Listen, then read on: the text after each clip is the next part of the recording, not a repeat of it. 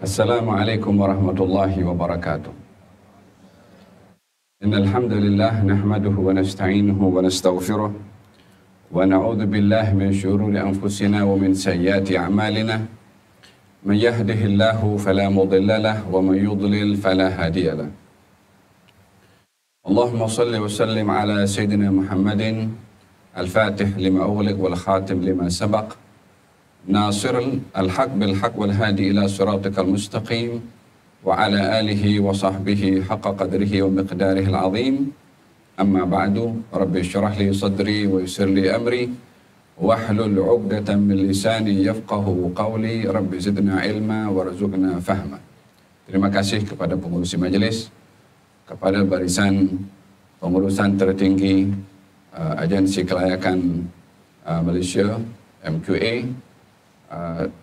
Tak dapat sebut nama masing-masing tanpa mengurangkan rasa hormat dan ta'zim saya kepada mereka-mereka, kepada Naib Chancellor UNIPSAS bersama dengan Dr. Fadli dan juga hadirin dan hadirat yang saya kasihi, yang saya sanjungi dan saya hormati.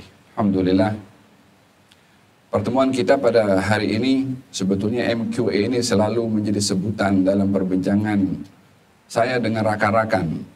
Tapi baru kali ini saya dapat menziarahi. Sepatutnya lebih awal lagi dapat datang pergi ke sini. Tapi Alhamdulillah masih belum lama dapat bersilaturahim, dan mudah-mudahan ini sebagai satu pembukaan kepada silaturahim yang akan datang dalam keadaan baik.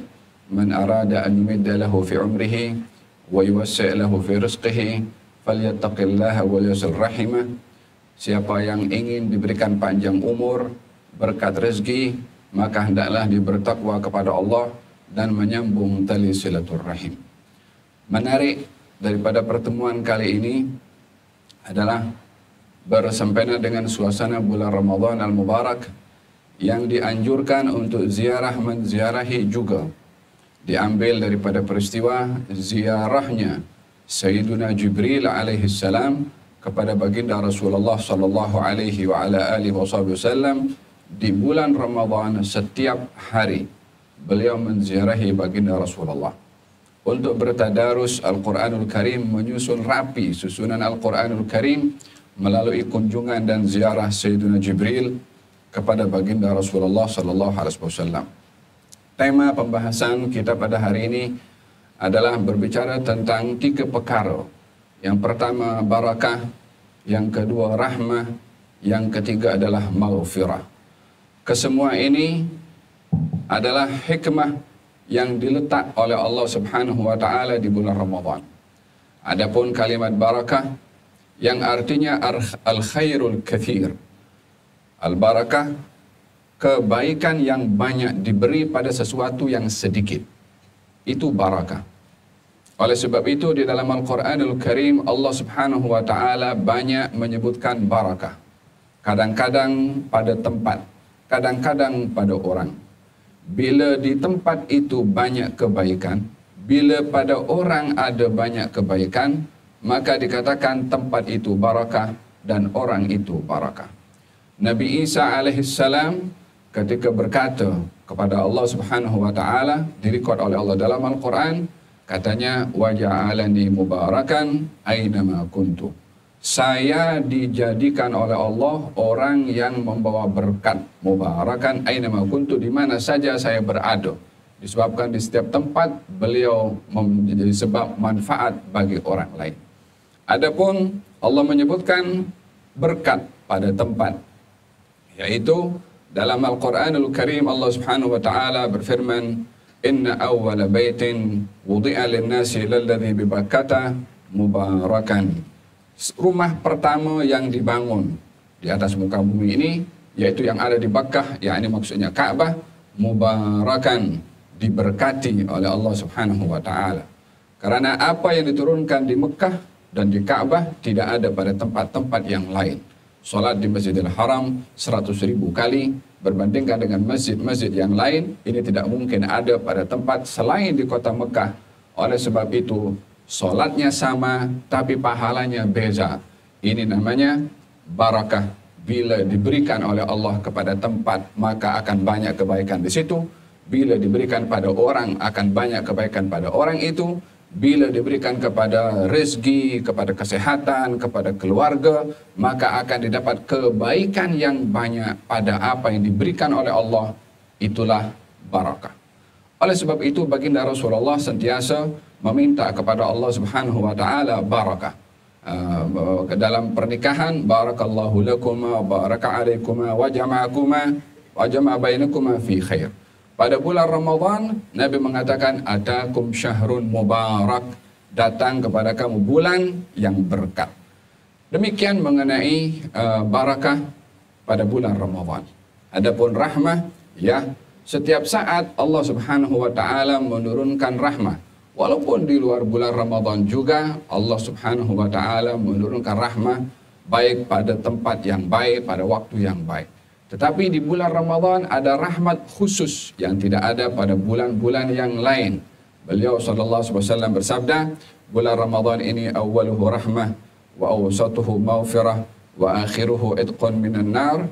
Bulan Ramadan awalnya rahmah, pertengahannya maghfirah, dan penghujungnya adalah pembebasan daripada api neraka.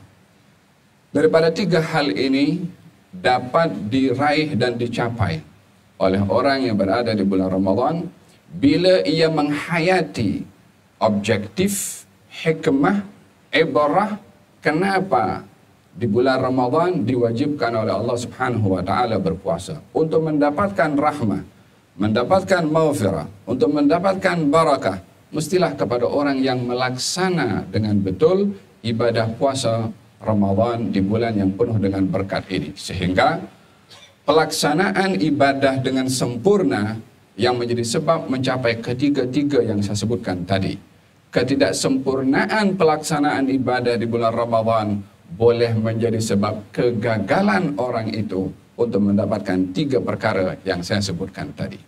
Jadi tiga hal ini, barakahnya, rahmatnya, maghfirahnya, bergantung kepada kita bagaimana mengaplikasikan diri dengan ibadah puasa di bulan Ramadan al-Mubarak.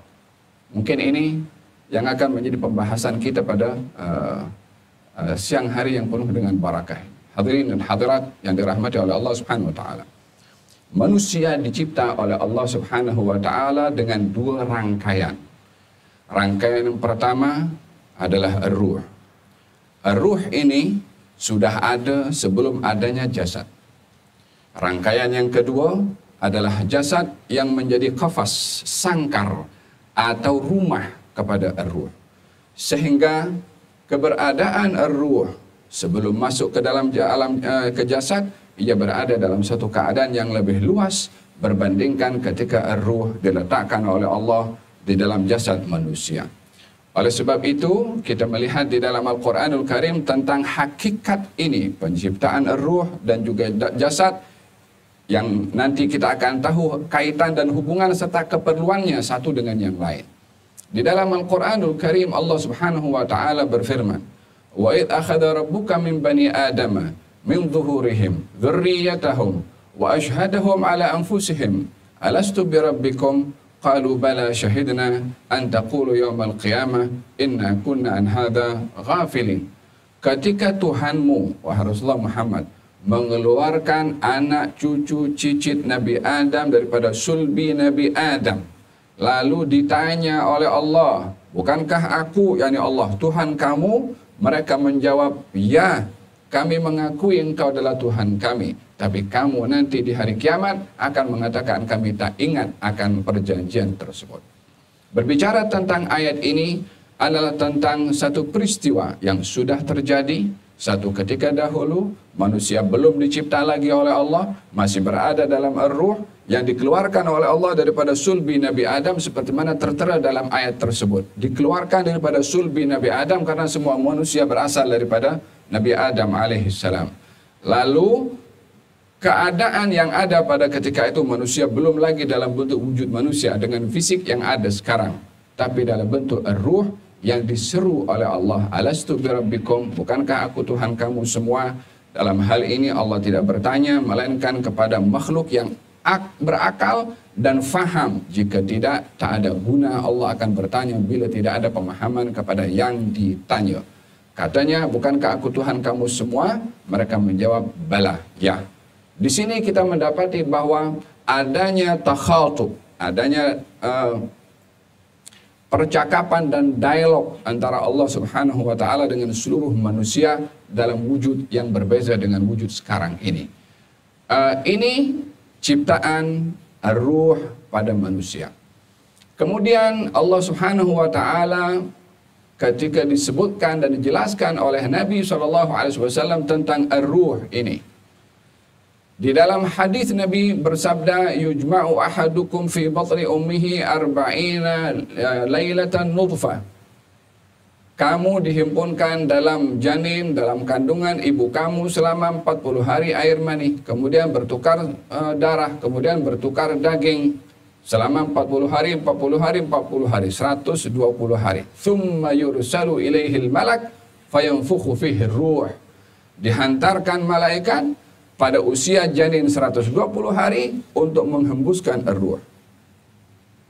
Jadi ar-ruh diletakkan dalam jasad manusia dalam kandungan ibu masih berusia 120 hari. Oleh sebab itu al-fuqaha banyak mengatakan bahwasanya menggugurkan janin setelah 20 hari itu menggugurkan makhluk yang sudah bernyawa, disebabkan pada usia itu Allah Subhanahu wa taala meletakkan ar-ruh melalui hantaran malaikat. Fayanfukhu fihi ruh, menghembuskan ar-ruh pada janin usia 120 hari.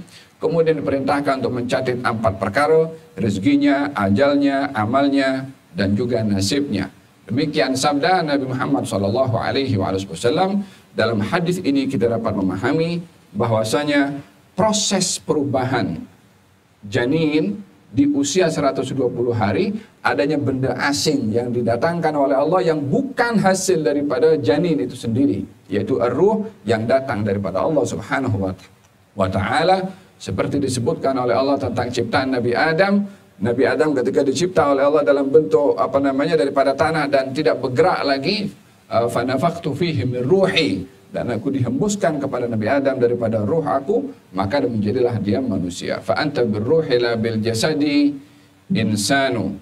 Kamu itu menjadi manusia yang benar dengan ruh kamu, bukan dengan jasad, karena pada akhirnya jasad tanpa ruh kita letakkan ke dalam tanah. Yang menjadi kehormatan kepada manusia adalah ruhnya. Daripada ayat yang saya jelaskan, daripada hadis yang saya sebutkan, kita memahami rangkaian ciptaan manusia ini daripada 2. Yang pertama adalah ar-ruh, yang kedua adalah jasad. Pada kedua-dua ini ketika disatukan oleh Allah Subhanahu wa taala dalam tubuh badan, memerlukan kepada kita untuk menjaga keduanya. Menjaga kesehatan ar-ruh dan menjaga kesehatan tubuh badan. Dan kalau kita melihat di dalam Al-Quranul Karim, Allah Subhanahu wa taala berfirman tentang ar-ruh, tentang pentingnya menjaga, mendidik, mentarbiah kepada ar-ruh. Ini adalah sangat penting, dan juga penting juga mendidik kepada tubuh badan. Kita dalam mendidik tubuh badan, katanya ma mala ibnu adama wi'aan syarran min batnihi. Anak Adam ini tidaklah memenuhi bekas pada tubuh badannya yang lebih berbahaya pada bekas itu lebih daripada perutnya sendiri. Ini pada tubuh badan ini yang paling berbahaya adalah kita punya stomach. Ini yang paling problem. Yakfi libna Adam luqaimat yuqimna sulbahu. Cukup anak Adam itu untuk menjaga kesehatan tubuh badan beberapa suapan kecil untuk menutup perutnya, alas perut. Engkan walabud, kalau mesti menjaga tubuh badan melalui makan ini banyak, maka 1/3 untuk makannya, 1/3 untuk minumnya, 1/3 untuk laluan pernafasannya. Tip sehat tubuh badan daripada bimbingan Nabi Muhammad SAW.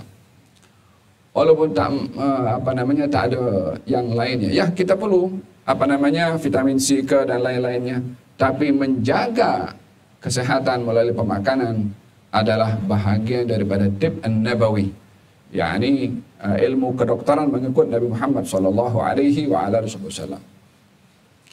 Dalam Al-Quranul Karim Allah juga concern berkenaan dengan kesehatan tubuh badan.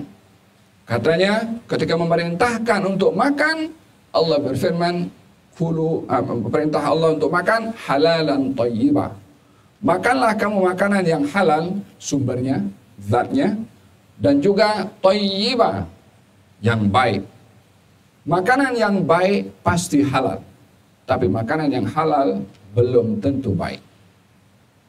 Makanan yang halal tapi belum tentu baik, bila seorang itu sedang ada penyakit-penyakit tertentu, mungkin makanan yang akan dimakan itu halal, tapi dia tak berbaloi dengan penyakit yang ada pada dirinya, mungkin akan bertambah dia punya darah tinggi, diabetes, atau hal-hal yang lain. Teh tarik itu halal untuk diminum. Tapi kalau dia ada masalah yang gula, maka dia akan kata jangan pakai gula. Kalau pakai gula haram kan? Tidak haram, tapi tak baik bagi orang yang meminumnya. Di sini Allah concern dalam pemakanan bukan cuma halal tapi thayyib, yang baik bagi orang yang makan ataupun yang minum untuk menjaga kesehatan. Di saat orang di zaman Nabi ingin menggunakan tenaga dan energi untuk beribadah lebih daripada kemampuannya, ditegah oleh Nabi, dihalang oleh Nabi, dilarang oleh Nabi menggunakan energi untuk ibadah bila lebih daripada kemampuan, karena ia boleh memudaratkan kepada kesehatan tubuh badan. Ada orang berpuasa sampai jadi kurus, maka ditegur oleh Nabi SAW karena melakukan ibadah menjejaskan kepada kesehatan tubuh badan. Jadi dalam hal ini Islam juga mengambil berat tentang kesehatan tubuh badan. Tapi yang penting adalah bahagian yang pertama tadi itu. Kesehatan ruh, kesehatan hati, kesehatan jiwa. Seseorang mungkin banyak concern dengan kesehatan tubuh badan, exercise, makan yang sehat contohnya, dan macam-macam usaha, kadang-kadang terapi, tenangkan fikiran. Ya, kita perlu juga ada riyadhah untuk menjaga kita punya hati. Kita perlu ada riyadhah untuk menjaga kita punya jiwa. Kita perlu ada riyadhah, latihan atau makanan berenergi untuk menjaga kita punya ruh. Tapi ia bukan bersifat makanan-makanan fisikal. Seperti makanan-makanan tadi menjaga kesehatan tubuh badan, ada makanan-makanan yang menjaga kesehatan hati dan juga jiwa. Makanan tersebut adalah berupa ibadah. Makanan tersebut berupa zikir. Makanan tersebut berupa tafakkur. Hal ini bahagian daripada penjagaan kepada kesehatan hati dan jiwa. Oleh sebab itu di dalam Al-Quranul Karim, kalau Allah berbicara tentang perintah-perintah tertentu kepada manusia, mesti akan disebutkan pada perintah tersebut kesannya kepada hati. Manfaat baik kepada hati dan jiwa. Pada setiap ibadah, tidak ada ibadah yang tak ada kesan langsung pada hati dan jiwa ataupun kepada akhlak. Dalam Al-Quranul Karim, Allah Subhanahu wa Ta'ala ketika perintahkan seorang beribadah salat, katanya, "Inna salata tanha 'anil fahsya'i wal munkar." Salat itu mencegah orang daripada perbuatan keji dan perbuatan mungkar. Manusia salat 5 waktu, kesannya pada tindakan di luar salat. Sejauh mana dia dapat mencegah diri daripada perbuatan keji dan juga perbuatan mungkar. Dengan demikian, salat mendidik kepada hati dan jiwa. Dalam kita berzakat, Allah Subhanahu wa Ta'ala berfirman, "Khudh min amwalihim shadaqatan tutahhiruhum wa tuzakkihim biha wa shalli 'alaihim." Ambillah harta zakat daripada orang yang mampu kepada orang yang berhak untuk menerima, untuk membersihkan dan mensucikan orang yang mengeluarkan zakat. Sehingga orang beribadah zakat mendapat 2 hal penting, bersih dan suci. Dalam hal ini kita tidak berbicara tentang kebersihan tubuh badan dan pakaian. Apa kaitan zakat dengan bersihnya tubuh badan pakaian? Tapi bersih di sini adalah hati dan juga jiwa. Bersih hati dan jiwanya daripada sifat kedekut, sayang harta. Bersih hati dan jiwanya ada belas kasihan kepada orang-orang yang berhak menerima zakat daripada pemberian kita. Dengan demikian, kita punya hati, kita punya jiwa terdidik dengan ibadah zakat, seperti mana sebelumnya terdidik dengan ibadah salat. Dengan demikian sama juga dalam ibadah puasa ini. Ada kesan yang mesti dicapai dan didapat oleh orang yang beribadah puasa kepada hati dan jiwanya. Hadirin dan hadirat.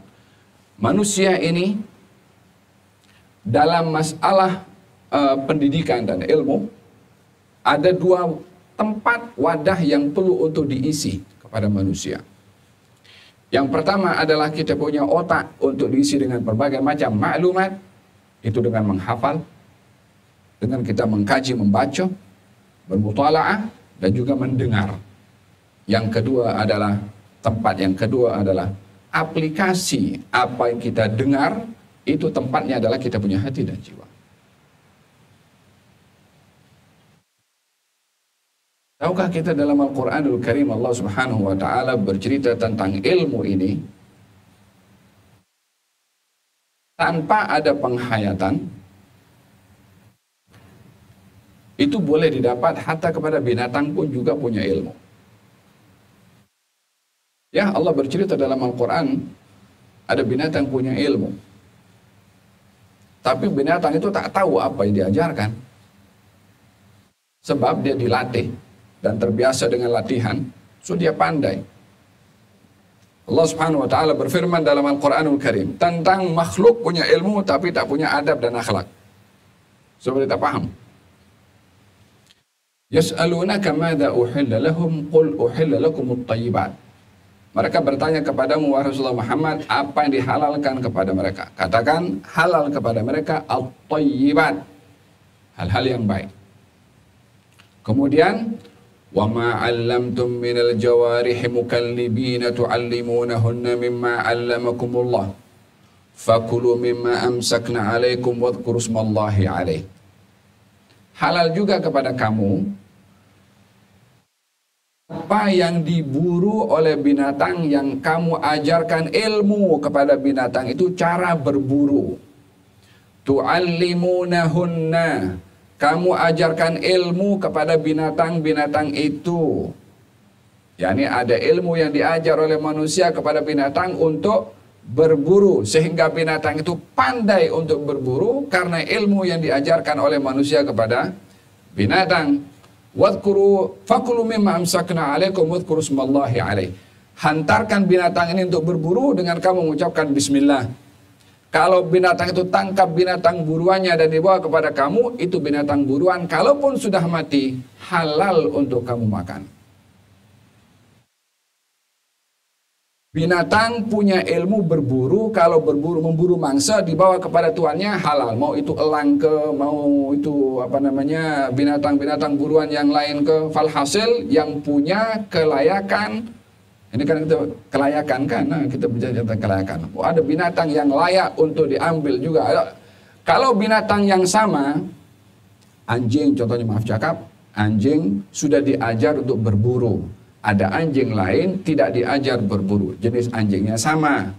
Tapi kalau sama-sama dilepaskan untuk memangsa, yang satu halal dimakan anjing yang diajar berburu karena berpelajaran, karena layak. Yang satu lagi tidak halal dimakan karena tak punya sijil kelayakan untuk berburu.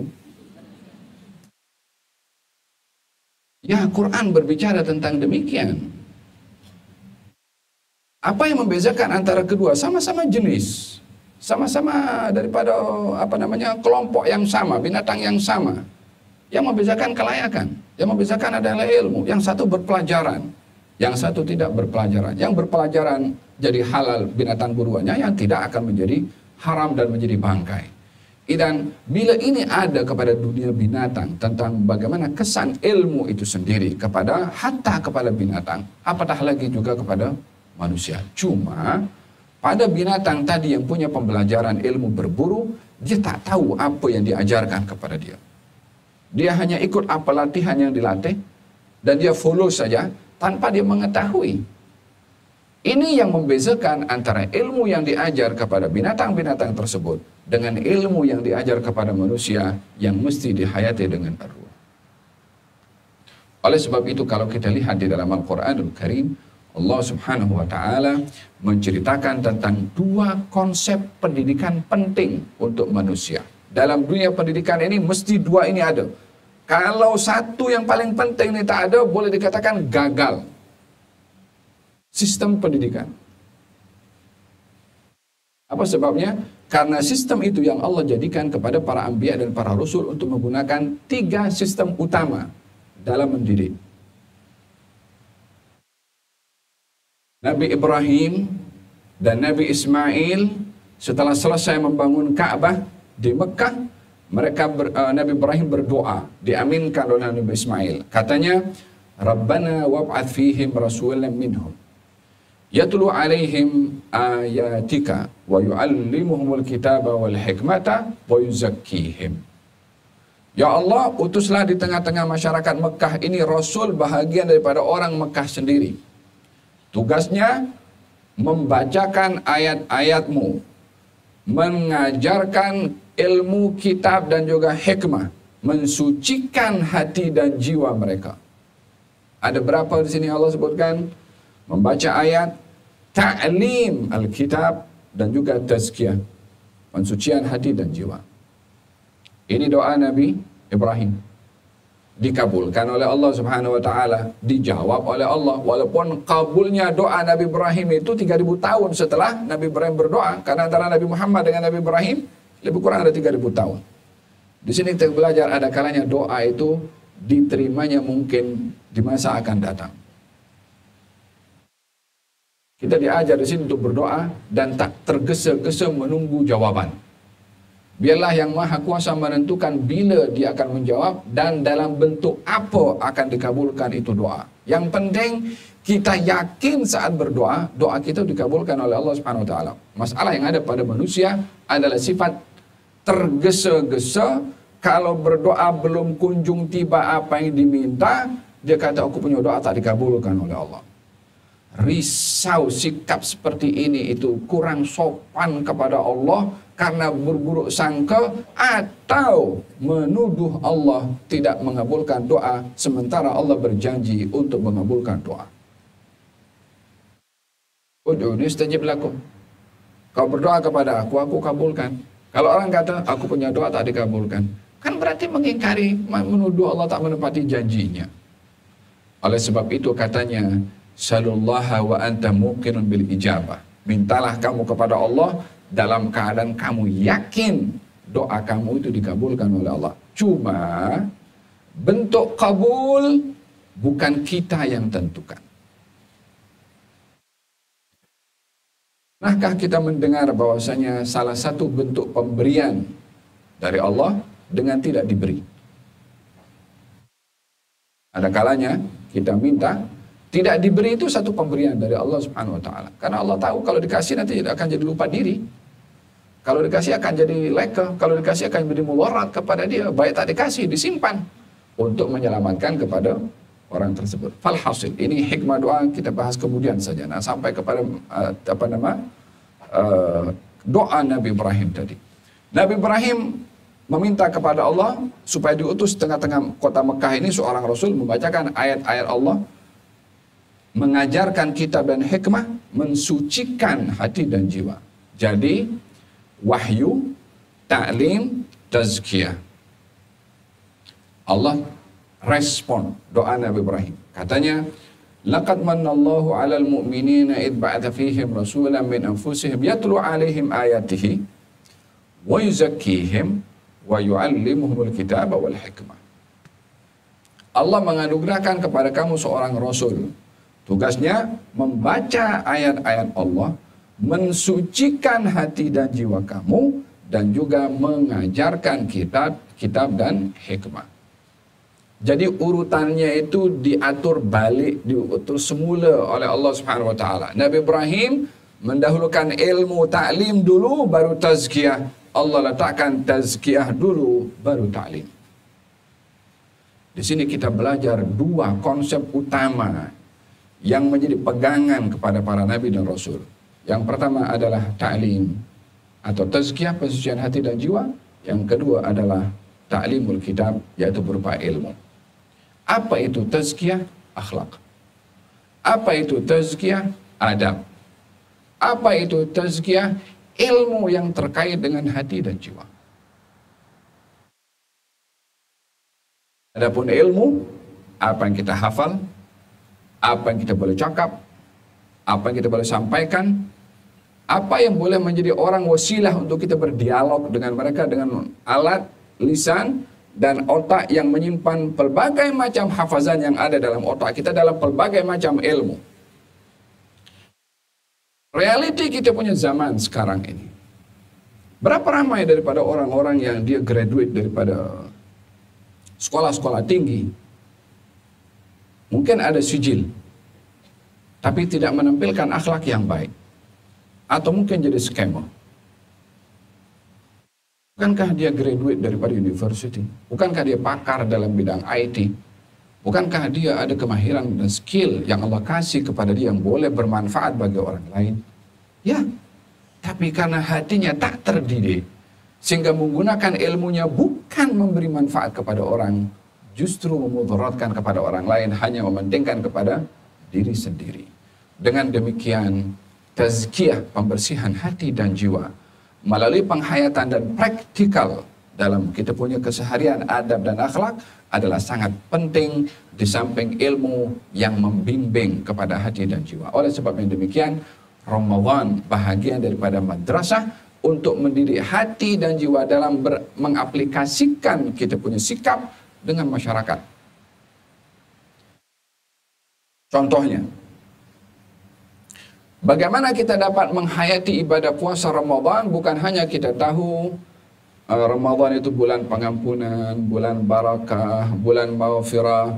Bukan hanya kita tahu orang yang berpuasa bulan Ramadan akan dilipat gandakan amal perbuatannya. Bukan hanya kita tahu di bulan Ramadan pintu syurga dibuka, pintu neraka ditutup. Bagaimana kita lebih mengetahui tentang kesan dan hikmah Ramadan daripada sekedar teori yang kita tahu. Ketika Nabi SAW bersabda tentang Ramadan dan kesan ibadah puasa, katanya, laisa siyam, bukan puasa itu tarkul akli wa syurbi, hanya meninggalkan makan dan minum saja. Secara fisik, ya. Secara fisik, kita tinggalkan makan, minum, dan hal-hal yang boleh membatalkan puasa secara hukum fiqh. Tapi Nabi mengatakan, walakin, tapi puasa itu adalah tarkul lagwi war rafath. Meninggalkan hal-hal yang lagha dan hal-hal yang tidak sopan pada kata-kata pada lisan. Bila kamu berpuasa, kamu jangan mengata dengan kata yang tidak baik. Bila kamu berpuasa, kamu jangan menengking kepada orang lain, angkat suara. Bila kamu berpuasa, kawal kamu punya emosi. Jadi berbicara tentang ibadah puasa tidak hanya terhad kepada masalah meninggalkan makan dan minum, tetapi mendidik hati dan jiwa untuk mampu, kuat, mengawal kepada emosi. Jadi dengan demikian kita memahami hikmah daripada ibadah itu sendiri yang menjadi makanan ruh dan serta hati dan jiwa yang ianya adalah mesti dilihat kepada orang yang beribadah. Hadirin hadirat yang dirahmati oleh Allah, dalam Al-Quranul Karim Allah Subhanahu wa taala berfirman tentang bagaimana pentingnya hati dan jiwa ini, ya. Ada 11 kali Allah Subhanahu wa taala bersumpah untuk berbicara tentang bagaimana menjaga hati dan jiwa. Allah itu kalau tak bersumpah pun dia dah maha benar dah. Kalau bersumpah pun sekali dua, mungkin kalau manusia pun bersumpah sampai 3. Ini 11. Allah bersumpah untuk bagi tahu tentang masalah hati dan jiwa.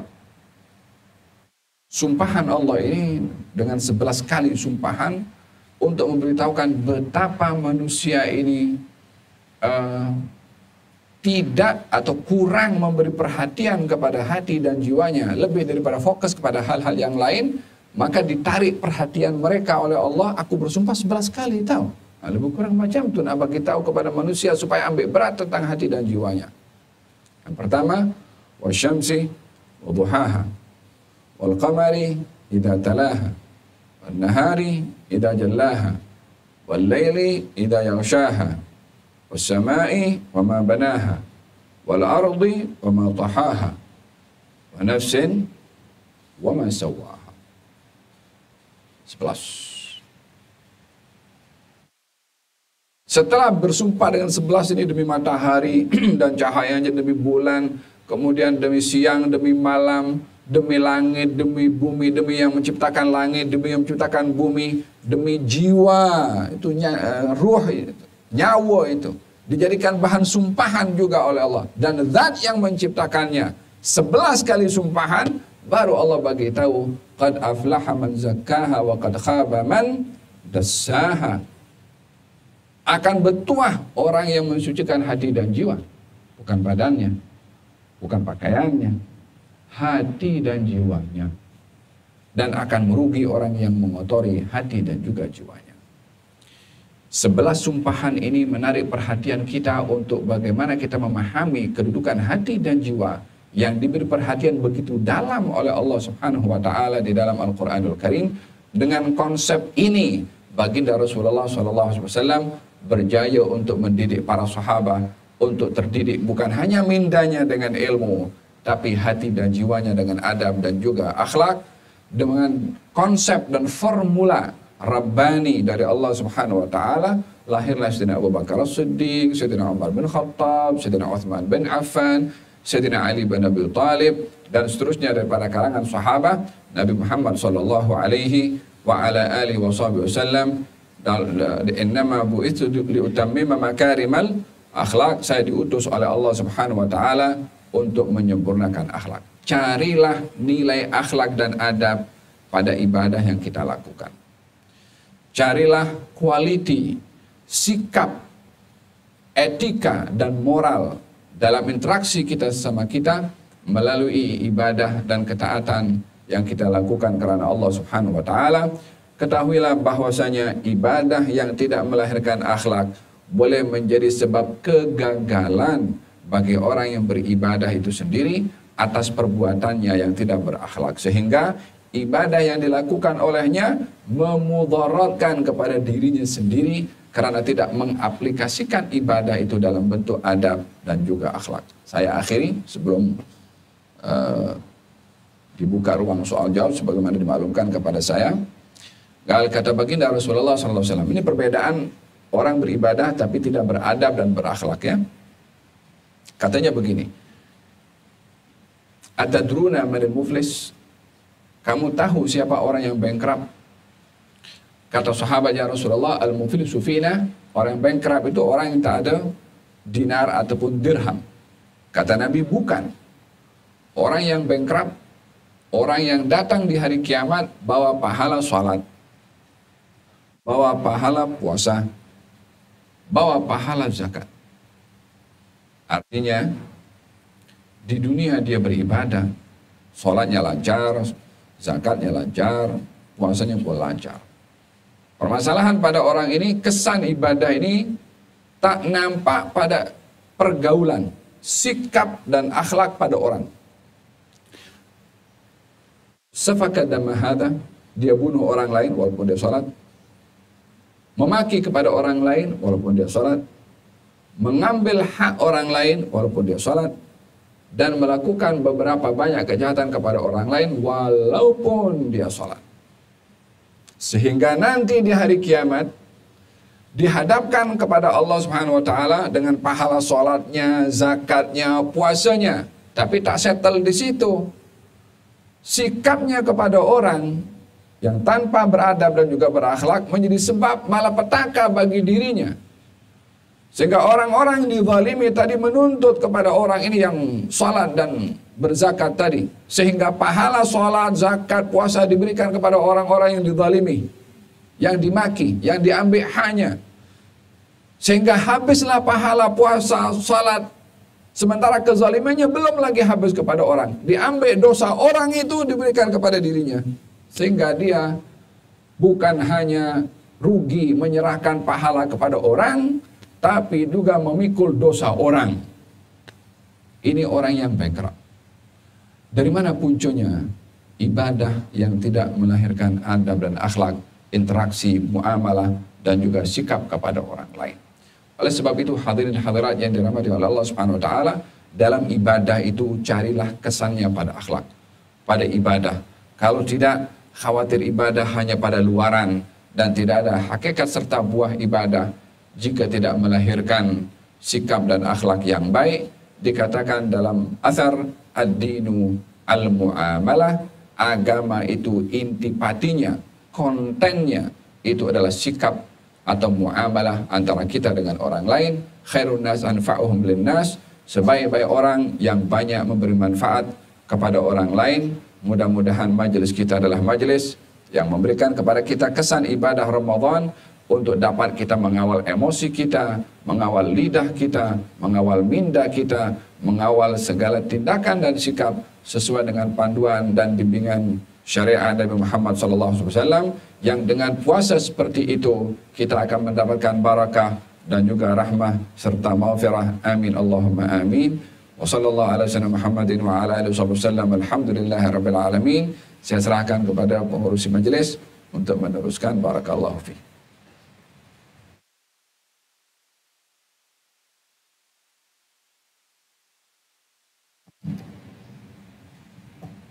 Jazakallahu khairan katsiran Habib atas ceramah yang betul bermakna tadi. Sekarang kita buka untuk sesi soal jawab. Jadi tuan-tuan dan puan-puan yang mempunyai sebarang soalan berkaitan dengan ceramah atau apa sahaja yang berkaitan, boleh pergi ke ruangan mikrofon yang berada di kanan dan kiri Dewan. Jadi ada tak sebarang soalan daripada penonton-penonton kita kepada Habib? Okay, kalau soalan-soalan yang mungkin pada tuan-puan mungkin ada kegusaran, mungkin ada kemusykilan, mungkin inilah masa yang sesuai untuk tuan-puan memukakan sebarang soalan pada para habib-habib pada habib kita pada hari ini, insya-Allah. Assalamualaikum warahmatullahi wabarakatuh.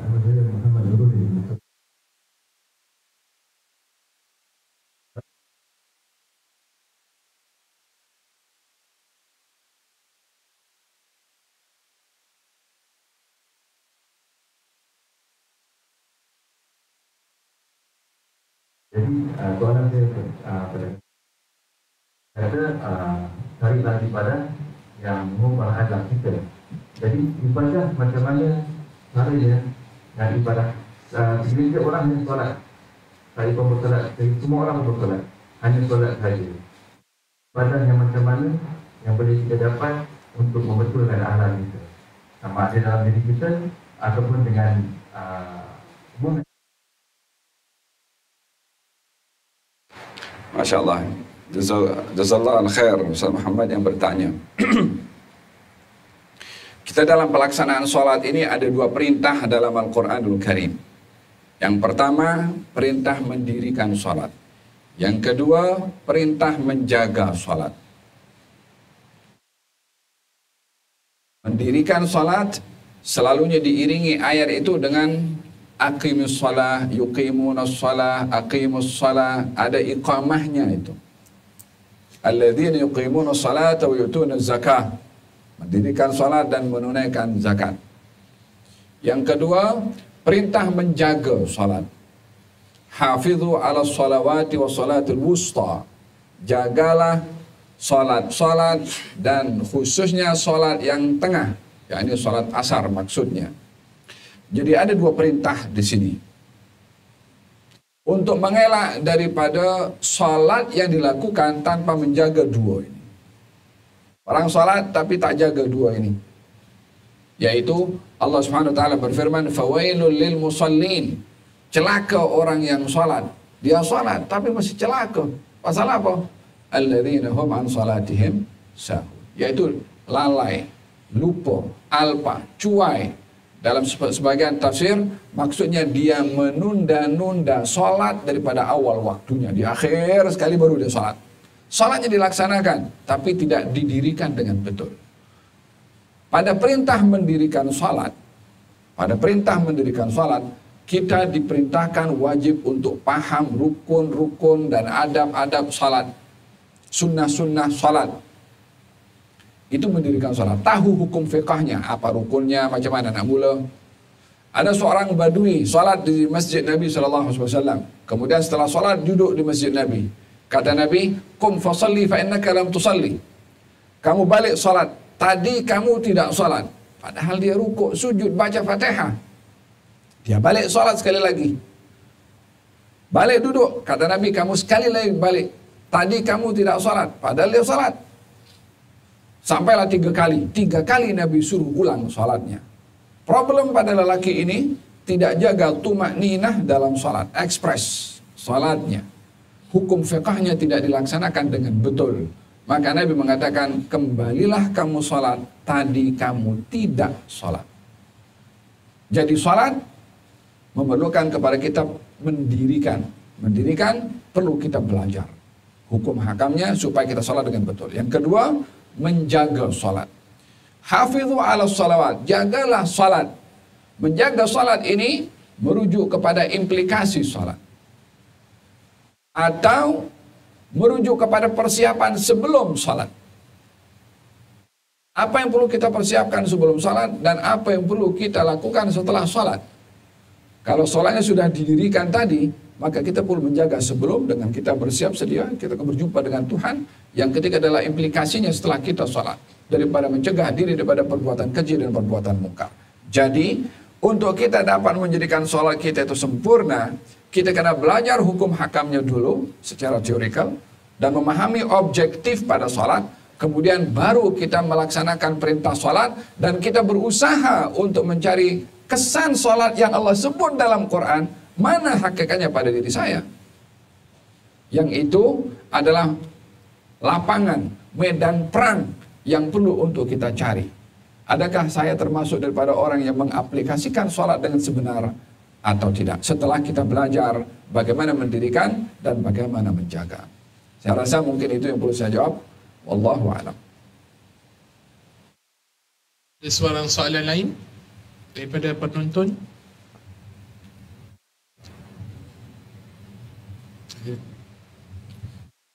Mungkin kalau tuan-tuan dan puan-puan mungkinlah mungkinlah rasa mungkin malu untuk bertanya soalan ke apa, tak apa, boleh maklumkan pada saya dan saya akan cuba tersampaikanlah soalan-soalan tuan-tuan puan-puan. Mungkin boleh tulis dan boleh WhatsApp kepada saya juga. Saya akan cuba sampaikan kepada para Habib. Mungkin satu soalan daripada saya lah Habib. Saya perkenalkan diri saya. Assalamualaikum. Saya Muhammad Aiman Farhami Mukhtar. Dalam satu poin yang telah diajukan, yang telah disampaikan Habib tadi adalah apabila kita berdoa kepada Allah Subhanahu Wa Taala, kita perlu hadirkan sikap jangan tergesa-gesa untuk menanti jawapan daripada Allah Subhanahu Wa Taala, kerana Allah Subhanahu Wa Taala akan pasti akan mengabulkan setiap doa yang kita minta kepadanya. Tetapi Habib, satu soalan daripada saya, bagaimana kita nak mendatangkan yakinnya kita kepada Allah, yakinnya kita bahawa doa kita pasti akan dimakbulkan oleh Allah Subhanahu Wa Taala, walaupun ia cepat atau lambat itu soalnya. Tapi bagaimana kita nak menghadirkan sikap yakin kita bahawa doa kita ni pasti akan didengar oleh Allah Subhanahu Wa Taala. Sekian daripada saya. Terima kasih. Masya-Allah, barakallahu fiik. Berkenaan dengan doa dan bagaimana kita meyakinkan diri kalau doa kita dikabulkan oleh Allah Subhanahu Wa Taala adalah bergantung kepada sejauh mana hubungan iman kita dengan Allah Subhanahu Wa Taala kuat atau lemahnya. Semakin seorang itu mempunyai hubungan yang kuat dengan Allah Subhanahu Wa Taala, semakin akan kuat keyakinannya ke atas apa yang dijanjikan oleh Allah Subhanahu Wa Taala kepada dirinya. Orang itu kalau kenal dengan orang lain, oh ini orang gentle, ini orang amanah, ini orang jujur. Kenalnya saya dengan orang ini, saya tak ragu-ragu kalau deal dengan orang ini dia akan tunaikan apa yang kita deal. Sebab saya tahu ini orang thiqah, dia orang amanah, jujur, dan memang dia komitmennya tinggi. Saya tak ragu-ragu untuk saya amanahkan saya punya duit, ataupun pekerjaan, ataupun lain-lainnya. Sebab dia terdedicate untuk buat apa yang saya inginkan sesuai dengan kepercayaan saya dengan dia. Tapi tak mungkin saya akan serahkan saya punya duit kepada orang yang saya tak percaya. Ini bergantung kepada kita punya kepercayaan. Dengan demikian, jika Allah Subhanahu Wa Taala mengatakan doalah kamu kepada saya kabulkan doa kamu kepada saya. Ini kan janji. Siapa yang lebih tepat dalam janji lebih dari Allah Subhanahu wa taala? Tidak ada yang lebih menepati janji kecuali Allah. Hanya dalam doa ini ada beberapa hal penting yang perlu untuk kita jaga dan kita pelihara dalam kita berdoa. Baik itu daripada pihak kita yang berdoa atau menjaga konten doa, memerhatikan adab doa, dan juga memastikan pengetahuan kita kepada siapa kita berdoa. Adapun daripada pihak kita yang berdoa, ada beberapa hal yang perlu untuk dipenuhi untuk memenuhi syarat doa yang makbul. Yang terutama sekali adalah sumber rezeki dan makanan yang halal. Energi yang kita gunakan untuk berdoa kepada Allah dengan lidah dan mulut kita, itu hasil daripada makanan yang kita makan yang melahirkan energi. Sumber energi yang halal akan melahirkan suara rintihan yang didengar. Tapi bila sumber energi itu tidak halal, hasil daripada energi yang diluahkan itu pun juga tidak berkat. Sehingga boleh menyebab tertutupnya pintu kabul, bukan karena tidak dikabulkan oleh Allah permintaannya, tapi karena yang meminta tidak memenuhi syarat dan dirinya yang menjadi penghalang kabulnya doa. Dalam hadis Nabi Muhammad SAW, beliau bersabda, "Tsumma dzakara ar-rajula yutilu as-safar yamuddu yadayhi ila as-sama' yaqulu ya Rab ya Rab wa mat'amuhu haram wa mashrabuhu haram wa malbasuhu haram wa ghudhiya bil haram fa anna yustajabu lah." Nabi menyebutkan orang berdoa, dia sedang bermusafir. Doa musafir ini mustajab. Ada 3 golongan orang yang confirm mustajab. 1, doa orang tua kepada anak. Yang kedua, doa orang musafir. Yang ketiga, doa orang yang dizalimi. Untuk bab puasa ada 1 hal lagi lah. Memang orang berpuasa ada doa dikabulkan oleh Allah SWT. Di antaranya doa musafir yang bermusafir.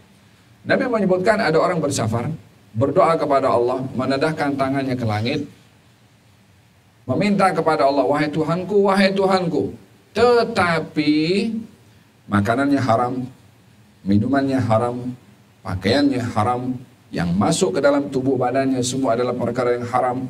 Macam mana akan diterima oleh Allah Subhanahu wa taala? So, dalam hal ini syarat mesti dipenuhi oleh orang yang berdoa. Salah satunya adalah sumber rezeki yang halal. Yang kedua, konten doa. Kita tidak dibenarkan untuk berdoa keburukan untuk orang lain. Dilarang dalam syariat mendoakan kejahatan dan keburukan orang lain. Konten doa itu menyebabkan Allah tidak kabulkan kalau doanya tidak baik.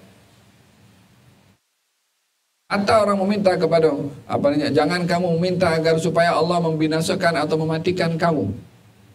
Minta kita mati pun tak boleh, karena memudaratkan kepada diri sendiri. Kalau dia diberi umur, dia boleh beramal. Kalau dia orang berdosa, dia berpulang untuk bertaubat. Jadi tak boleh minta kematian tanpa sebab.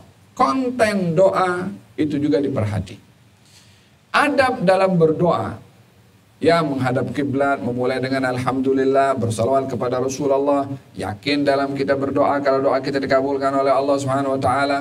Dan juga di antara adab dalam berdoa, tidak boleh tergesa-gesa untuk mengambil kesimpulan doa kita tidak dikabulkan oleh Allah. Ada seorang sahabat Nabi SAW, katanya mengatakan, saya berdoa tapi doa saya tidak dikabulkan. Kata Nabi, orang ini tergesa-gesa, karena menuduh kepada Allah tidak mengabulkan doa. Ini konten doa dan juga adab dalam berdoa. Fungsi doa. Fungsi doa ini, hadirin hadirat, hal yang mustahil itu boleh tidak mustahil dengan doa. Karena mustahil boleh berubah tidak mustahil dengan doa. Yakni kekuatan doa itu melepasi hal-hal yang mustahil pun. Tapi ini perlu kepada keyakinan sebagaimana soalan tadi. Mana ada doa boleh merubah mustahil? Ya. Dalam Quran Allah Subhanahu wa taala menceritakan tentang Nabi Zakaria yang sudah berusia lanjut, istrinya mandul, secara hukum akal dan juga sains tidak boleh melahirkan. Tapi Allah Subhanahu wa taala terima doa Nabi Zakaria. Istrinya pun disembuhkan daripada penyakit mandulnya. Hamil pun juga, melahirkan pun juga. Kekuatan doa melepasi hal-hal yang mustahil. Artinya senjata yang paling kuat bagi seseorang itu adalah doa. Yang terakhir adalah bentuk kabul doa. Ada satu bait syair saya bacakan ya, saya terjemahkan ringkas saja. Katanya begini, mengenai doa. Ya nafsu illam tadfari la tajza'i. Hai hawa nafsu, kalau kamu belum dapat apa yang kamu inginkan, kamu jangan runsing, jangan gundah gulana. Wa ila mawa'id judi maulak ihra'i. Tapi tetaplah kamu menuju kepada hidangan Tuhan kamu untuk mengabulkan doa kamu, tetap kamu berdoa. Wa idza ta'akhkhara matlabun falarubbama. Kalau pemberian yang kamu nanti tak kunjung tiba, mungkin saja fi dzalika ta'khiri kullal matma'i, ditakhirkan, ditundakan pemberian itu, itulah satu pemberian. Ya, ini ada kalanya ditunda pemberian, itu satu pemberian. Kemudian fastanisi bil man'i war'ai haqqahu inna ridha wasful munibul alma'i. Alah kamu merasa selesa, nyaman dan juga damai ketika kamu tidak diberi. Ayo macam mana kita nak selesa tak diberi? Kita minta. Selalunya orang kalau tidak diberi risau. Tapi ini diperintahkan untuk kita nyaman, damai ketika tidak diberi. Apa sebab? Inna ridha wasful munibul alma'i. Karena sifat ridha dengan pemberian daripada Allah dengan tidak diberi, itu sifat orang yang pasrah kepada Allah Subhanahu wa taala. Kalau tidak, kalau kita yang problem kepada orang ini kan, kalau berdoa mesti dapat apa yang dia minta. Dalam bentuk yang dia inginkan. Dengan begitu manusia ini seakan-akan perintah Tuhan. Allah, aku nak sehat. Awas kalau tak bagi sehat nanti. Kalau tak diberi. Allah, aku minta rezeki. Aku minta naik pangkat. Aku minta ini. Jadi kalau tidak dapat, dia macam kesal kepada Tuhan. Sekarang ini yang Tuhan ini siapa? Adakah dia sentiasa ikut apa kita bercakap? Atau kita patut ikut apa dia bercakap? Kita kena ubah filosofi kita dalam berdoa. Kita ini rendah minta kepada Allah apa kita inginkan dan mohon kepada Allah diberi yang terbaik menurut Allah Subhanahu wa taala. Barulah itu namanya adab yang elok dalam kita berdoa kepada Allah Subhanahu wa taala. Intinya ketika kita berdoa kepada Allah, kalau syarat yang daripada pihak kita dipenuhi, pasti yang daripada Allah juga akan dipenuhi. Hanya kabulnya doa itu terbagi kepada 3 bahagian. Ada kalanya diberi sesuai dengan yang kita minta. Ada kalanya ditolak bala yang lebih besar daripada apa yang kita minta. Ada kalanya disimpan oleh Allah di akhirat nanti. Sehingga ketika orang itu bila masuk syurga, nampak pahala-pahala yang dia tidak merasa beramal. Dia tanya, ini apa ya Rab? Katanya, ini hasil doa kamu di dunia yang tidak dikabulkan. Disimpan di akhirat di syurga. Katanya, andailah doa saya semua di dunia tak dikabulkan untuk dapat pemberian di akhirat setelah melihat ternyata pemberian di sana lebih besar berbandingkan apa yang diberi di dunia. Intinya, tidak ada doa yang tidak dikabulkan. Hanya perlu daripada kita memenuhi syarat-syarat seperti mana saya jelaskan. Allahu a'lam. Terima kasih Habib. Jadi kita dah mula terima soalan-soalan daripada warga MQA. Antara soalannya adalah Habib, saya terlampau banyak soalan dia. Okay Habib, ada 2 soalan di sini. Di mana ada soalan pertama, binatang yang diburu oleh anjing yang berilmu memburu tadi itu, jika mati tak perlu sembelih dah halal dimakan ke? Itu soalan pertama. Soalan yang kedua, jika solat tidak khusyuk itu, adakah dia termasuk dalam golongan yang bersolat tetapi golongan yang dicelaka itu? Itu ya, ada soalan lagi. Ya. Berkenaan dengan anjing yang sudah dilatih untuk berburu, bila binatang buruan yang diburu oleh anjing itu didapati mati, binatang buruan tersebut halal untuk dimakan hanya pada bahagian gigitan anjing itu yang dibersihkan. Karena sudah disentuh oleh lidah atau mulut anjing tadi, karena sudah ianya adalah najis. Bila ingin dimakan juga dicucilah 7 kali dan salah satunya dengan debu. Tapi ianya halal untuk dimakan sesuai dengan perintah Allah Subhanahu wa taala, fakulu mimma amsakna alaikum wadhkuru smallahi alaih. Makanlah daripada binatang buruan yang diburu oleh binatang yang kamu hantar, setelah kamu mengucapkan bismillah ketika menghantar binatang tersebut. Itu soalan yang pertama. Soalan yang kedua, kedudukan khusyuk dalam salat umpama kedudukan ruh pada jasad, sehingga salat tak ada khusyuk umpama jasad tak ada ruh. Qad aflahal mu'minun alladzina hum fi salatihim khashyun. Allah berfirman dalam Quran, orang beriman ini bertuah berjaya. Siapa mereka? Yang khusyuk dalam salat. Apa arti khusyuk dalam salat? Khusyuk artinya adalah huzurul qalbi, hadirnya hati ketika salat. Adakah mesti paham semua apa yang kita baca dalam salat? Tidak semestinya, walaupun intinya adalah memahami setiap bacaan yang kita baca. At least paling rendah dalam khusyuk dalam salat ini, pikiran kita tak pergi tempat lain saat kita salat. Saat kita membaca Fatihah, jangan kita pergi meeting, nanti nak cakap apa ya, atau kita tengah ruku ala sujud, kita pun ini bazar takut tutup nanti kalau kita lambat pergi sana. Teralih segala kita punya fikiran kepada tempat-tempat lain sementara kita berada di dalam salat. Fokus mula daripada takbiratul ihram sampai salam, kita boleh hadirkan diri, pergerakan bacaan yang kita baca itu paling minim pada khusyuk dalam salat. Yang kedua, perangkat khusyuk dalam salat, kita paham apa yang kita baca. Dalam ayatnya, dalam tasbihnya, dalam pergerakannya, membayangkan dan menghayati makna yang kita baca. Adakah kalau kita tidak khusyuk dalam salat itu termasuk daripada yang celaka?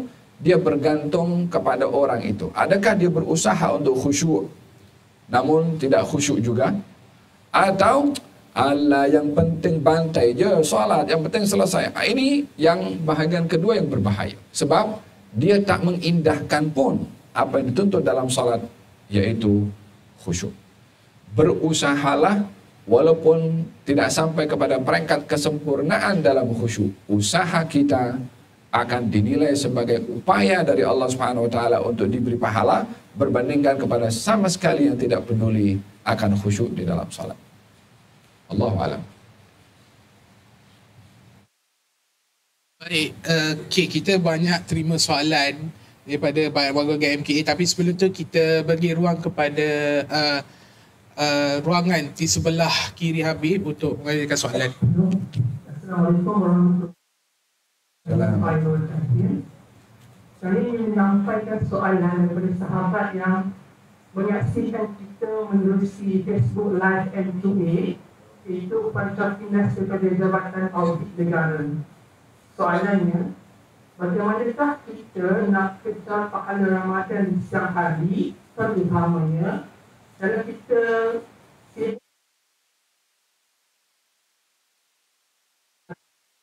pertamanya. Yang kedua, bagaimana cara dengan yang paling halus ataupun yang paling sopan untuk mengajak orang solat, terutamanya orang-orang yang rapat ataupun sekitar dengan kita. Terima kasih. Assalamualaikum. Waalaikumsalam warahmatullahi wabarakatuh. Terima kasih kepada yang menyampaikan soalan dan yang menyoal melalui Facebook.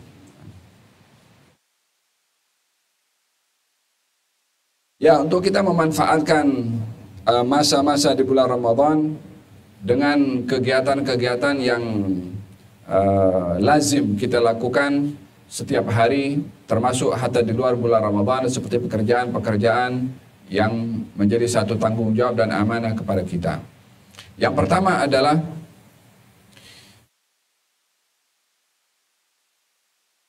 menghadirkan niat yang baik dalam kita bekerja.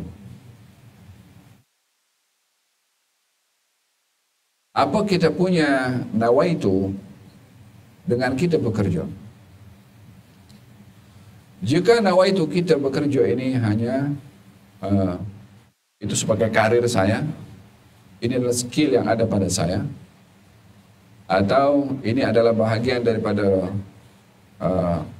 mencapai prestasi yang tinggi dalam kerja saya, ataukah pekerjaan itu adalah saya diperintahkan oleh Tuhan saya untuk bekerja, saya diperintahkan oleh Tuhan saya untuk berkhidmat kepada masyarakat, saya diperintahkan oleh Tuhan saya untuk bersyukur dengan nikmat ilmu yang Allah kasih kepada saya.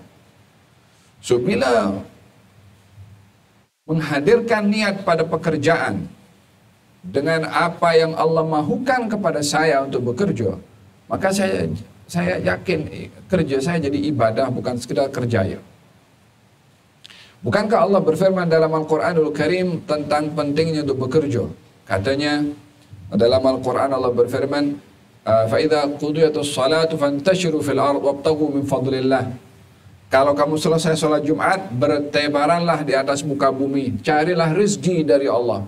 Saya mencari rezeki, Allah yang suruh. Bukan sekedar untuk melengkapkan keperluan saya saja, Allah yang suruh. Jadi saya ketika bekerja, saya jadikan niat mentaati perintah Allah Subhanahu wa taala untuk bekerja. Yang kedua, saya akan hadirkan niat dalam pekerjaan saya ini dengan skill yang ada kepada saya, khidmat kepada masyarakat. Kalau pekerjaan itu melibatkan kepada manfaat kepada masyarakat, seperti mana hadis yang saya sebutkan di dalam tazkirah tadi, khairun nas anfa'uhum linnas. Sebaik-baik orang yang memberi manfaat kepada orang lain.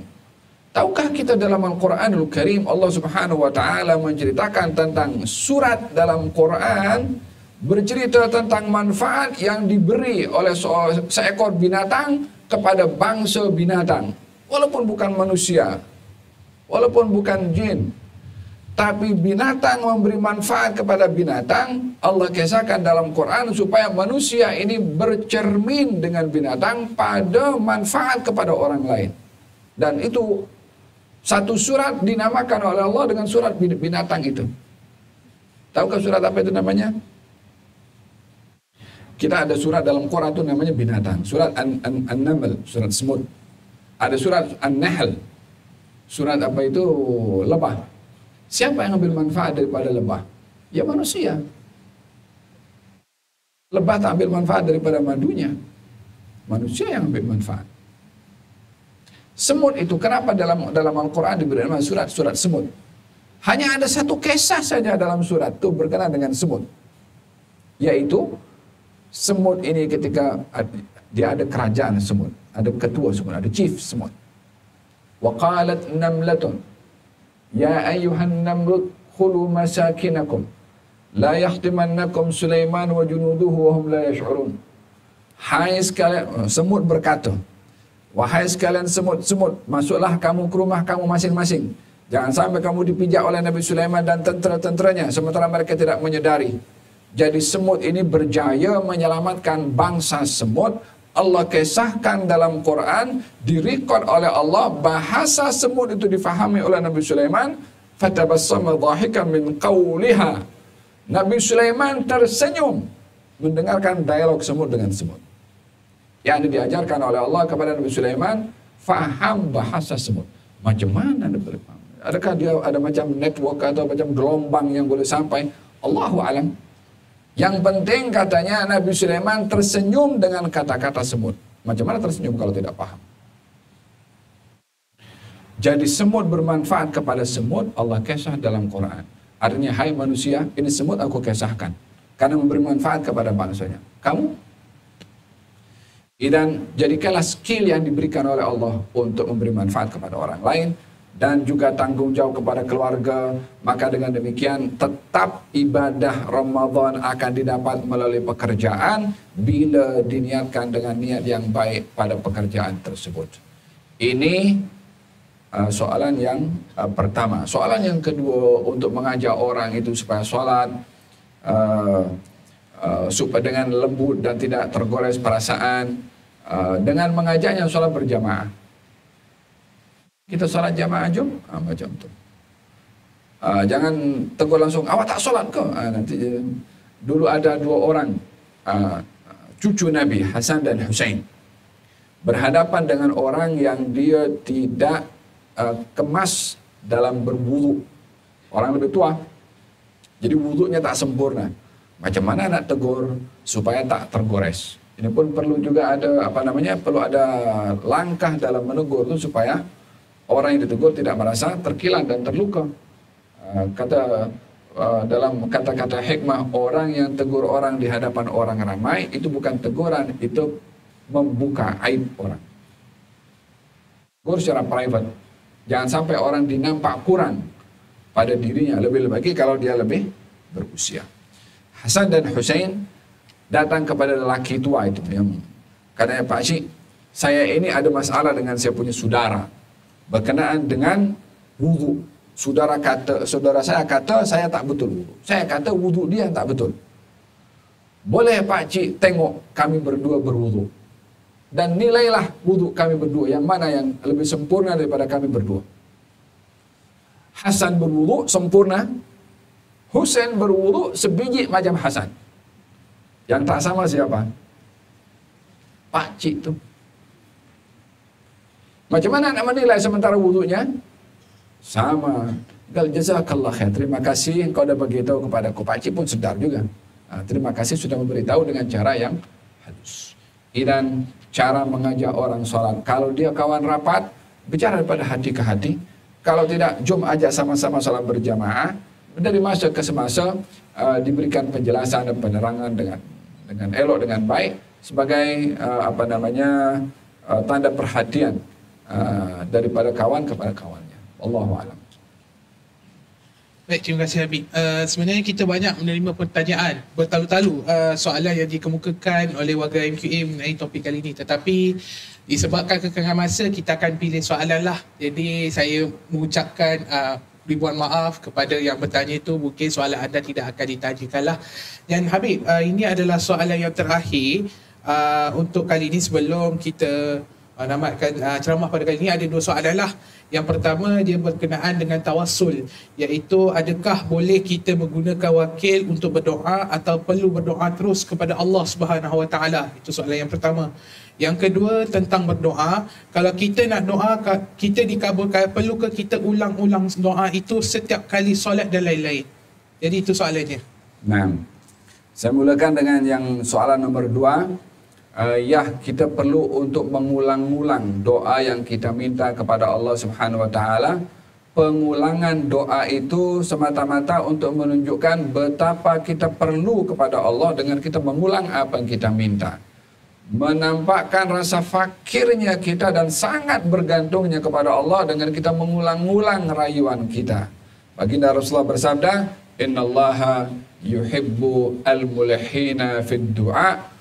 Allah itu suka kepada hamba kalau meminta dia mengulang-ulang kepada Allah Subhanahu Wa Taala. Dan baginda Rasulullah bila meminta diulang sampai 3 kali permintaan kepada Allah Subhanahu Wa Taala.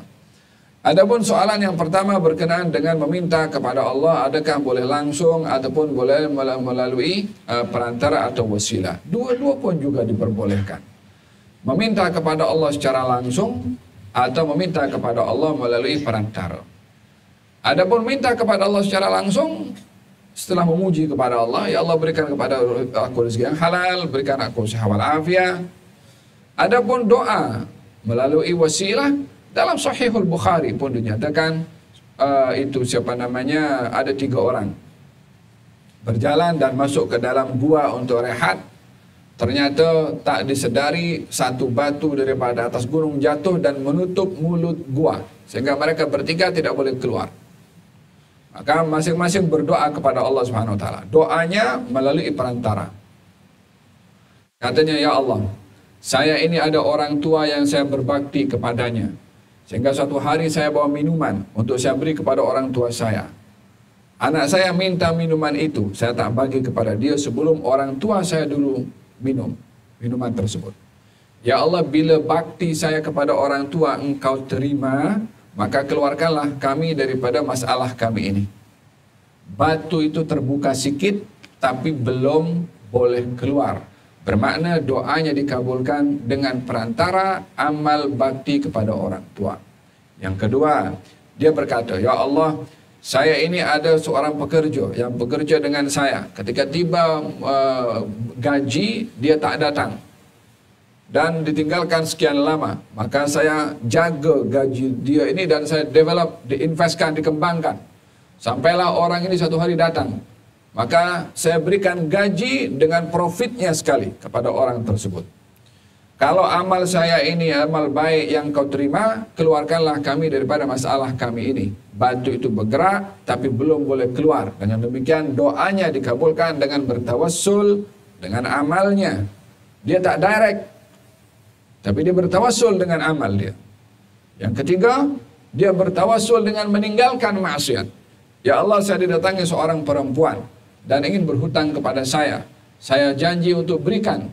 Tetapi dengan dia menyerahkan kehormatannya kepada saya. Dan dia pun dalam keadaan terpaksa menyetujui.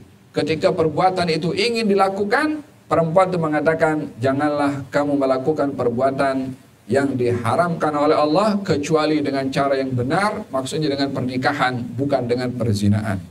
Lelaki tadi ketika diingatkan, takutlah kamu kepada Allah untuk berbuat hal itu, maka ditinggalkan oleh lelaki itu dan diberikan duitnya tanpa dia berhutang. Katanya, ya Allah, bila perbuatan saya meninggalkan maksiat zina ini Engkau terima sebagai perbuatan meninggalkan maksiat, keluarkanlah kami daripada masalah kami. Maka batu itu terbuka dan semua ketiga-tiga boleh keluar daripada gua tersebut. Ini doa melalui tawassul dengan amal. Jadi bertawassul dalam berdoa adalah sama dengan doa tanpa bertawassul, tetap tujuannya adalah kepada Allah Subhanahu wa taala. Atau bertawassul melalui perantara orang untuk mendoakan kepada kita, baik itu orang yang hidup atau kepada yang meninggal, seperti baginda Rasulullah SAW yang menceritakan kepada Sayyidina Umar ketika ingin pergi ke mana? Pergi ke Mekah untuk umrah. Katanya, la tansa min du'aika ya ukhay. Umar, jangan lupa doakan saya, kata Nabi SAW. Nabi bertawassul kepada Sayyidina Umar untuk mendoakan ketika pergi ke Mekah. Siapa lebih mustajab doa? Nabi ke atau Sayyidina Umar? Of course Nabi SAW. Kenapa Nabi minta doa kepada Sayyidina Umar? Untuk mengajarkan supaya kita bertawassul kepada orang yang baik, lebih-lebih lagi kalau akan pergi ke tempat seperti Tanah Suci Mekah untuk berdoa. Adapun doa seorang badui kepada baginda Rasulullah setelah wafatnya Nabi SAW. Al-Imam Ibn Kathir, Imam Ibn Kathir dalam tafsirnya, Tafsir Al-Azim, menceritakan seorang badui datang ke makam Rasulullah SAW. Ketika ditafsirkan, walau annahum idzalamu anfusahum ja'uka fastaghfirullaha wastaghfara lahumur rasulu lawajadullaha tawwabar rahima.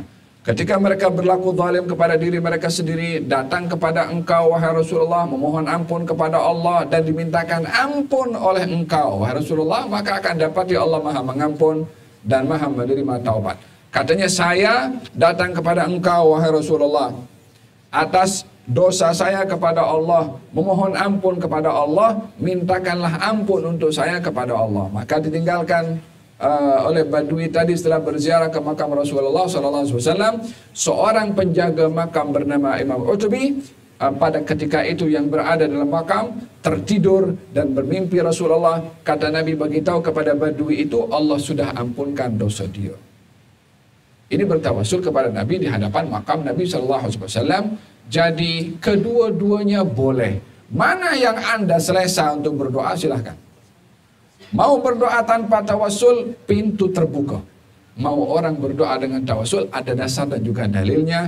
Yang penting tujuan dalam doa adalah satu, yaitu Allah Subhanahu wa taala. Tidak ada yang dapat memberikan manfaat ataupun mengelak mudarat kecuali Allah Subhanahu wa taala. Orang bertawassul dengan Nabi, tetap yang memberi manfaat adalah Allah Subhanahu wa taala, bukan sesiapa pun selain daripada Allah Subhanahu wa taala. Wallahu a'lam. Baik, terima kasih jazakallah khairan kasiran. Dengan berakhirnya sesi soal jawab itu tadi, majlis merakamkan ucapan terima kasih kepada Habib Ali Zainal Abidin di atas perkongsian yang begitu bermakna dan syarat dengan ilmu pengetahuan yang telah disampaikan sebentar tadi. Semoga apa yang disampaikan itu adalah menjadi iktibar dan pengajaran kepada kita semua insya-Allah, dan juga apa yang disampaikan juga menjadi titik tolak kepada bermulanya suatu paradigma perubahan pada diri kita sendiri insya-Allah. Baik, kita akan minta Habib untuk kekal berada di atas pentas. Dengan ini majlis diteruskan dengan menjemput yang berusaha Profesor Insinyur Dr. Khairul Salih bin Muhammad Sari, Timbalan Ketua Pegawai Eksekutif Jaminan Kualiti Agensi Kelayakan Malaysia, bagi menyampaikan cenderamata sebagai tanda kenang-kenangan kepada penceramah kita pada hari ini. Dengan majlis dengan segala hormat ini mempersilakanlah Prof untuk ke atas pentas.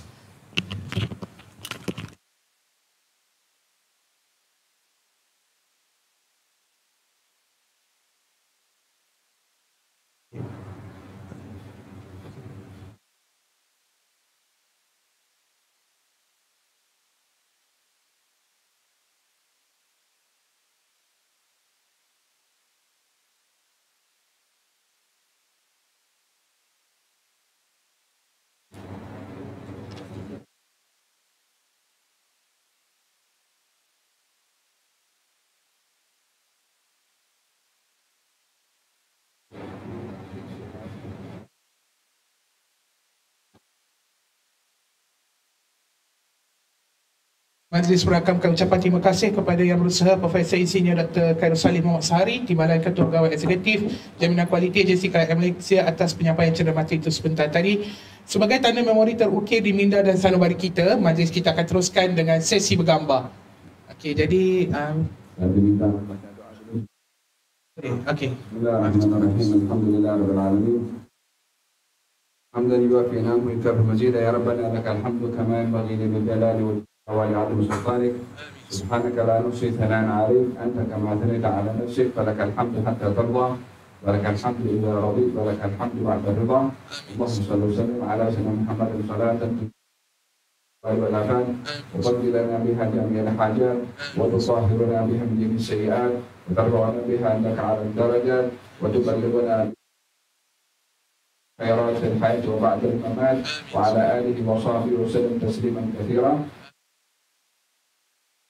Hari ini yang kau berkati dan kau rahmati dan kau berikan maghfirah dirahmatika dalam puasa kami, puasa orang-orang yang saleh, bacaan Quran kami, bacaan orang-orang yang saleh, zikir kami, zikir orang-orang yang saleh, rezeki kami kau berkati ya rabbal alamin, kesehatan kami kau berkati ya rabbal alamin. Jadi kalau puasa kami, puasa yang kau terima dan kau makbulkan, dapat kami melihat kesan daripada amal ibadah puasa dalam kami mengawal emosi kami dan juga anggota badan kami, kecuali digunakan dua hal yang meraih ridha daripada engkau ya rabbal alamin. Keberkatan yang kau berikan di bulan Ramadan, berikanlah kami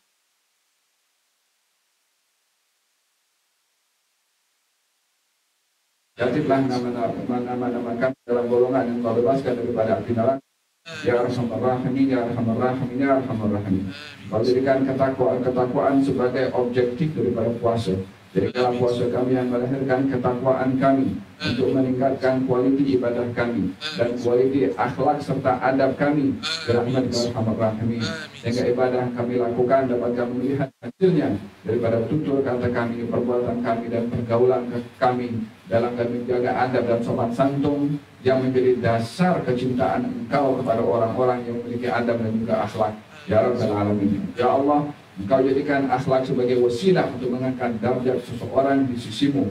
Jadikanlah kami golongan orang-orang yang menjaga adab dan akhlak daripada setiap gerakan kami dan pergaulan kami. Ya Arhamar Rahimin. Engkau anugerahkan kepada kami sehat, anugerahkanlah kepada kami sehat, dengan kami dapat memanfaatkan tenaga yang kau berikan kepada kami, kesehatan yang kau berikan kepada kami untuk kebaikan dan manfaat bagi diri kami dan juga orang lain.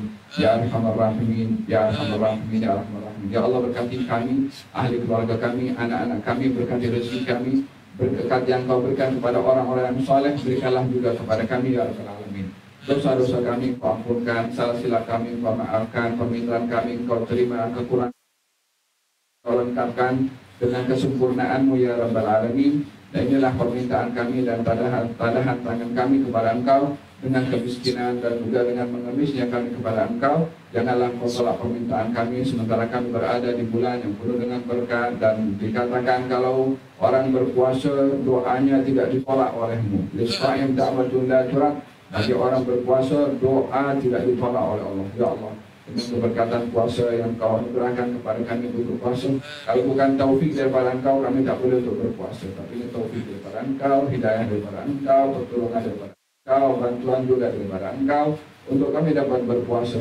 Wahai yang membantu kami untuk berpuasa, terimalah permintaan kami. Yang kami minta Engkau berikan, dan kami tak tahu apa nak minta, tapi itu baik bagi kami, Engkau juga berikan kepada kami, karena Engkau mengetahui apa yang terbaik bagi kami lebih daripada apa yang kami tahu tentang kebaikan untuk diri kami. Warga MQA, Engkau berkati mereka khusus ya Rabbal Alamin. Bimbing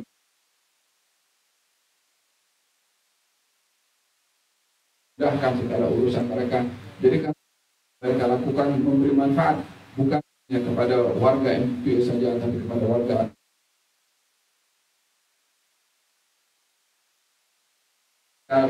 berkhidmat di situ, mempunyai hubungan kait dengan ramai masyarakat di Malaysia. Bimbinglah kepada mereka untuk menjadi yang terbaik untuk masyarakat yang terbaik. Ya Arhamar Rahimin, Ya Arhamar Rahimin. Bimbinglah penutuanya dan juga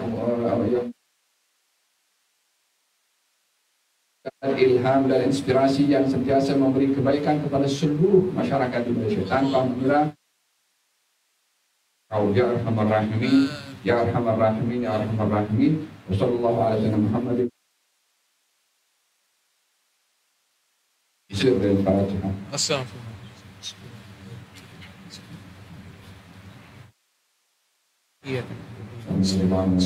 Rabbana taqabbal minna innaka antas samiul alim wa alaina innaka antat tawwabur rahim. Da'wahum fiha subhanakallahumma wa bihamdika salam wa